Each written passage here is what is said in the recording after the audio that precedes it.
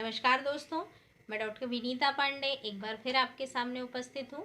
पिछले वीडियो में हमने ये जाना कि पोर्टफोलियो क्या है, इसके क्या गुण होते हैं, उसके क्या तरीके होते हैं, उसके फ़ायदे क्या होते हैं और अब हम ये जान रहे हैं कि पोर्टफोलियो को बनाया किस प्रकार से जाता है। तो अभिरुचि और लीडरशिप, ये दो चीज़ें ऐसी होती हैं जिस पर आपकी पूरी पोर्टफोलियो का निर्धारण होता है। अभिव्यक्ति, अभिरुचि, लीडरशिप, न्यायप्रियता, समानता इत्यादि सूचनाओं पर आधारित बच्चों के प्रगति पत्रक और पोर्टफोलियो को आप किस प्रकार से तैयार करेंगे, इस प्रकार का प्रश्न पूछा जाता है। या आप किसी विद्यार्थी का पोर्टफोलियो कैसे बनाएंगे, या किसी विद्यार्थी का आप पोर्टफोलियो बनाइए, पोर्टफोलियो में कौन कौन सी चीज़ें समाहित होनी चाहिए, इस प्रकार के प्रश्न आते हैं। तो सबसे बड़ी बात यह है कि हमें विद्यार्थी के बारे में संपूर्ण ज्ञान होना चाहिए। और पोर्टफोलियो में कुछ कंटेंट शामिल होते हैं जिनमें आपकी होती है अभिव्यक्ति। सबसे पहला वर्ड होता है आपका अभिव्यक्ति। तो अगर हम देखते हैं कि पर्यावरण, शिक्षण, माध्यम या सामाजिक विज्ञान या आपका विज्ञान जो भी है, उसमें हम छात्रों की अभिव्यक्तियों को मनोवैज्ञानिक बनाने की कोशिश करते हैं।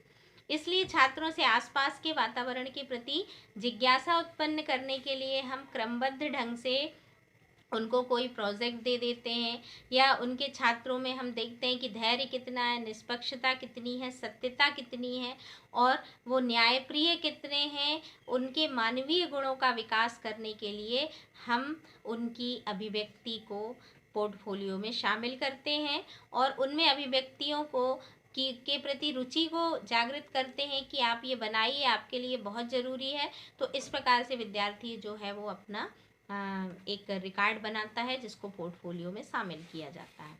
दूसरा आता है आपका अभिरुचि। तो अभिरुचियां जो हैं वो किसी भी व्यक्ति को प्रशिक्षण के उपरांत ज्ञान, दक्षता और प्रतिक्रियाओं को सीखने की योग्यता होती है।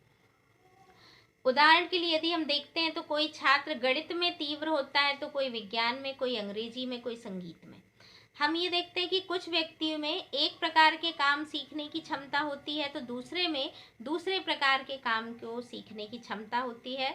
और कई व्यक्तियों में बहुत प्रकार के कार्य को करने और सीखने की क्षमता होती है। वो बहुआयामी प्रतिभा के धनी माने जाते हैं। तो इस प्रकार के व्यक्तिगत अंतर को ही हम अभिरुचि कहते हैं।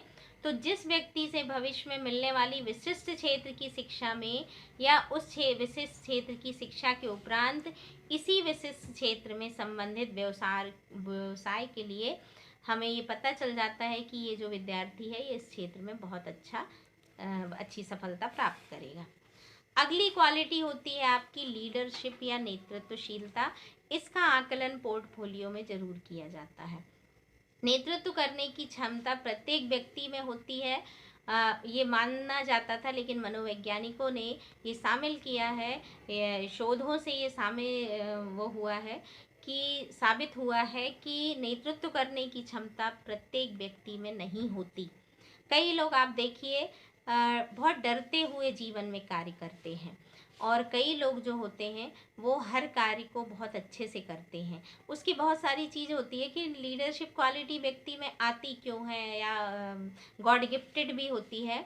और उसके बहुत से फैक्टर होते हैं कि लीडरशिप वही व्यक्ति कर पाता है या उसी में बहुत अच्छी होती है जिसमें प्रॉपर नॉलेज होता है, अपनी बात को पहली चीज़ तो समझता अच्छे से है, फिर उसको अभिव्यक्त अच्छे से करता है, और चारित्रिक रूप से, सामाजिक रूप से और आंतरिक रूप से बहुत स्पष्ट और शुद्ध होता है, जिसे किसी भी चीज़ का डर नहीं होता। ऐसे लोग लीडरशिप क्वालिटी को बहुत ही अच्छे से अंजाम देते हैं। तो बच्चों की पोर्टफोलियो में इस क्षमता को प्रदर्शित किया जाना बहुत आवश्यक हो जाता है। इस आधार पर हम उन्हें कक्षा या छात्रों के समूह के नेतृत्व का अवसर दे देते हैं।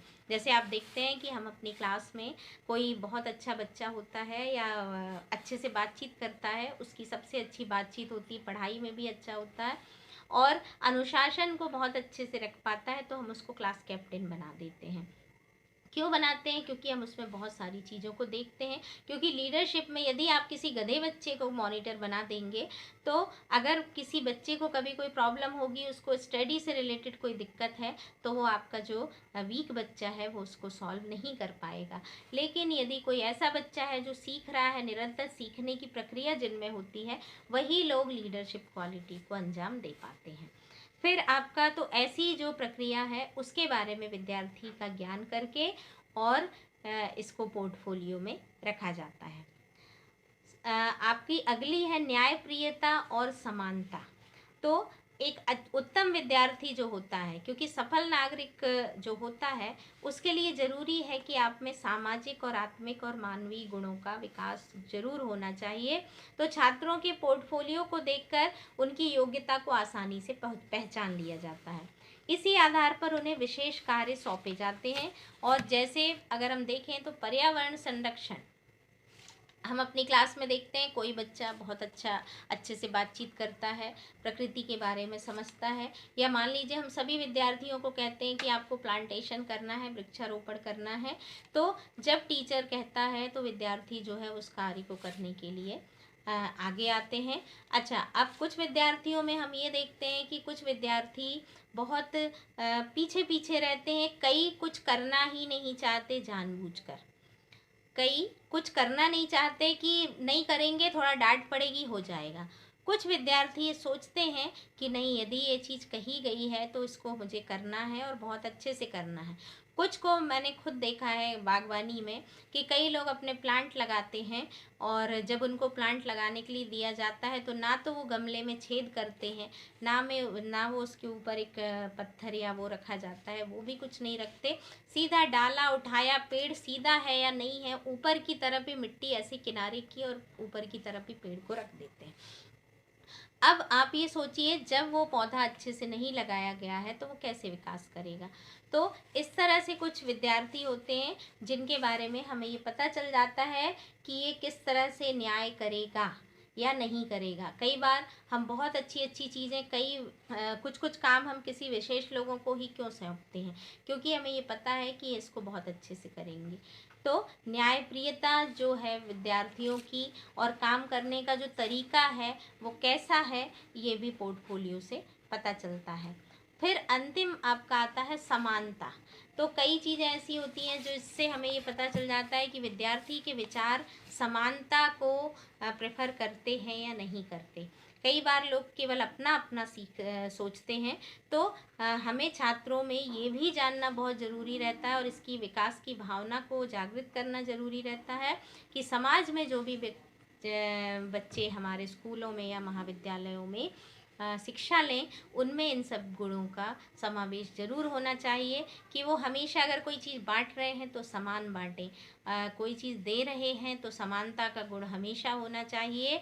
तो आप इन सब चीज़ों को किसी भी विद्यार्थी की हम पोर्टफोलियो में शामिल करेंगे तो अध्यापक का जो गुण होता है या दायित्व होता है वो ये हो जाता है कि सभी गुणों को छात्रों में विकास करें, और जिससे वे अपने व्यवहारिक जीवन में अपने जीवन का, चरित्र का, पर्यावरण संरक्षण का, या सामाजिक विज्ञान से संबंधित अगर हम देखें तो विज्ञान से संबंधित देखें तो उस क्षेत्र में वो अपनी जस्टिस कर पाए और जजमेंट उसकी सही हो कि वो इस विषय को अगर कार्य कर रहा है तो बहुत अच्छे से तरीके से करे। क्योंकि हमें केवल खाना पूर्ति नहीं करनी होती है। मैं नॉर्मली सब बच्चों को कहती हूँ बहुत अच्छे से पढ़िए, बहुत अच्छे से कीजिए। मेरा ये मानना है कि आप कोई भी काम करें, छोटा या बड़ा, अगर आप उसको बहुत ही अच्छे से करेंगे तो वो आपकी आदत बन जाएगी, और जब तक आप अच्छे से नहीं करेंगे आपको नींद नहीं आएगी। और ऐसे लोग जीवन में ज़रूर सफल होते हैं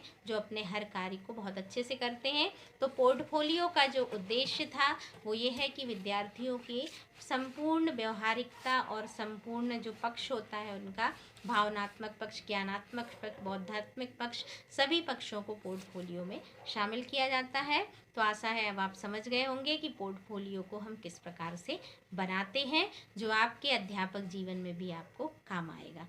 धन्यवाद।